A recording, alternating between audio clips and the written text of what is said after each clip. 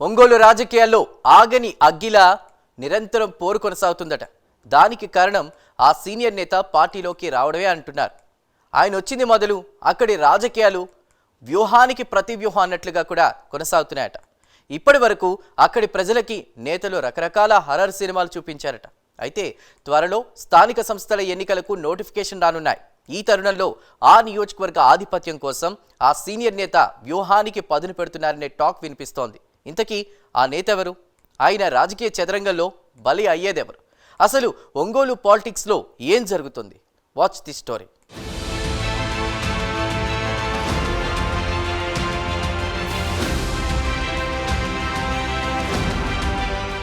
State politics ఒకెత్తైతే ప్రకాశం జిల్లా ఒంగోలు రాజకీయాలు వేరు అన్నట్లు ఉంది అక్కడ పరిస్థితి. ఇందుకు కారణం గత 2.5 దశాబ్దాలకు పైగా రాజకీయాలు చేస్తున్న బాలినేని శ్రీనివాసరెడ్డి ఫ్యాన్ పార్టీకి గుడ్ బై చెప్పి జనసేన పార్టీలో చేరడమే. గత రాజకీయాలు ఎలా ఉన్నా ప్రస్తుతం ఉన్న రాజకీయాలు భిన్నంగా ఉన్నాయని చెప్పొచ్చు. అయితే నేటి ఒంగోలు పాలిటిక్స్ లో బాలినేని రాజకీయ పరిస్థితి చూస్తే ఒక్కసారి కారణం మరో ఊరికి ఎట్టి అనే సామెతకు సరిపోతుందని చెప్పవచ్చు.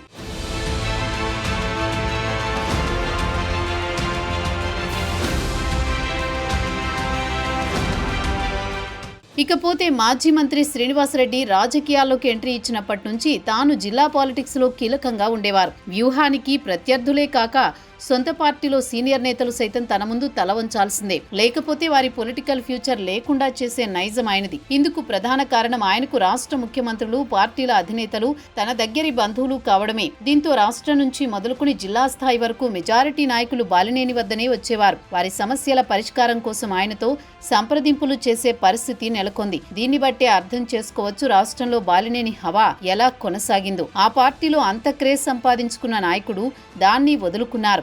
2.5 దశాబ్దాల పైగా వైఎస్ఆర్ కుటుంబ బంధుత్వ పార్టీ అయిన వైసీపీని వీడి జనసేనలో బాలినేని చేరారు. గతంలో ఫ్యాను పార్టీలో ఉన్న విలువ నేడు జనసేనలో లేదట.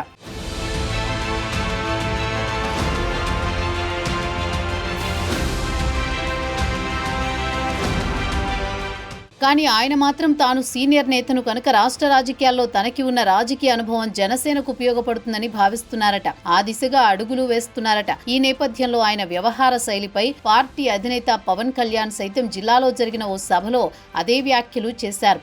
సీన్ కట్ చేస్తే ప్రస్తుతం జనసేన పార్టీ బలోపేతానికి కృషి చేయకపోవడంతో బాలినేని రంగంలోకి దిగారు. తన రాజకీయ వ్యూహాలకు పదును పెడుతున్నారు. తనకు గతంలో ప్రత్యర్థులుగా జనసేన జిల్లా అధ్యక్షుడు రియాజ్, బాలినేని శ్రీనివాసరెడ్డికి ఓటమి రుచి చూపించిన ఒంగోలు ఎమ్మెల్యే దామచర్ల జనార్దన్ ఇరువురు ఆయన జనసేనలోకి రావడాన్ని వ్యతిరేకించారు.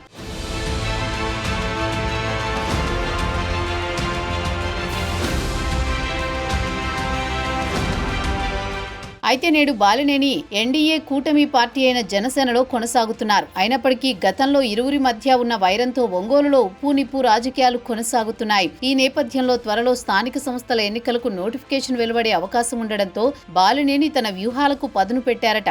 ఒంగోలులో తన బలాన్ని నిరూపించేందుకు సిద్ధమయ్యారట.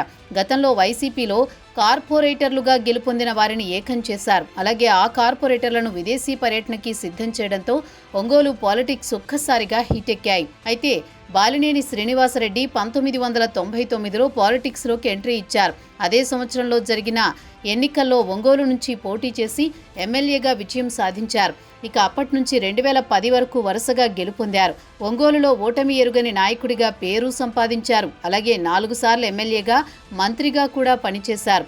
అయితే 2014లో జరిగిన ఎన్నికల్లో ఆయనకు ఊహించని ఝలక్కిచ్చారు ప్రజలు. బాలినేనిని చిత్తుగా ఓడించారు. ఎన్డీఏ కూటమి అభ్యర్థిగా దామచర్ల జనార్దన్ బరిలో నిలవడమే ఇందుకు కారణంగా చెప్పొచ్చు.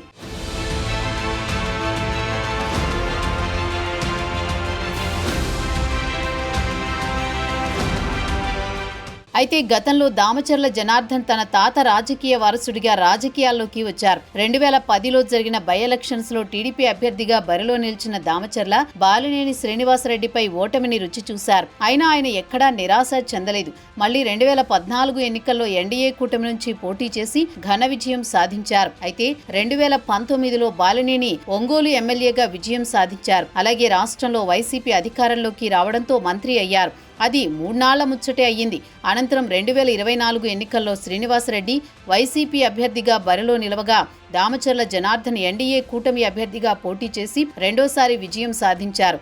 దీంతో బాలినేని ఒంగోలు నుంచి 5 పర్యాయాలు ఎమ్మెల్యేగా 2 పర్యాయాలు మంత్రిగా పనిచేసిన అనుభవం ఉన్నా ఆయన ఓటమి చవిచూడక తప్పలేదు. ఇకపోతే తాను ఓడిపోయిన 2 పర్యాయాలు కూడా దామచర్ల జనార్దన్ ఎన్డీఏ కూటమి అభ్యర్థిగానే ఉన్నారు. దీంతో ఒంగోలు రాజకీయాల్లో తన పొలిటికల్ ఫ్యూచర్ ప్రశ్నార్థకంగా మారిందని రాజకీయ విశ్లేషకులు అభిప్రాయపడుతున్నారు. 2024 ఎన్నికలకు ముందే పార్టీ మారాలని భావించిన ఆయన అలా చేయలేదు.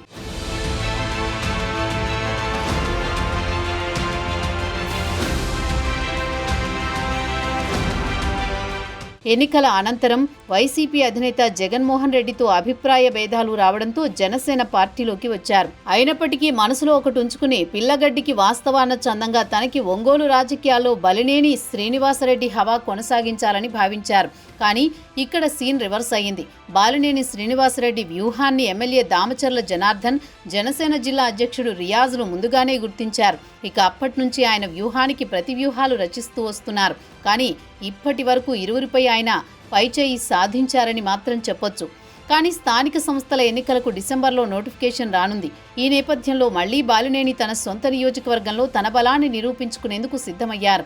లోకల్ పోరులో తన మార్కు చూపించి జనసేన అధినేత పవన్ కళ్యాణ్ వద్ద మార్కులు కొట్టేయాలని భావిస్తున్నారు. ఇందులో భాగంగానే బాలినేని పొలిటికల్ గేమ్ స్టార్ట్ చేశారు. ఒంగోలు కార్పొరేషన్ పరిధిలో గతంలో గెలుపొందిన కార్పొరేటర్లను తన వైపు తిప్పుకునేందుకు ప్రయత్నిస్తుండటంతో అక్కడి రాజకీయాలు ఒక్కసారిగా వేడెక్కాయి. ఏది ఏమైనా బాలినేని శ్రీనివాసరెడ్డి వైసీపీ పార్టీని వీడి జనసేనలో చేరినప్పటి నుంచి ఒంగోలులో తన ఆధిపత్యాన్ని కోల్పోయారు.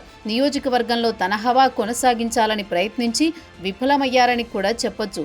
త్వరలో రానున్న లోకల్ బాడీ ఎన్నికల్లో దామచర్ల జనార్దన్, హుడా చైర్మన్ రియాజ్ను తట్టుకుని బాలినేని ఎలా నిలబడతారో వేచి చూడాలి.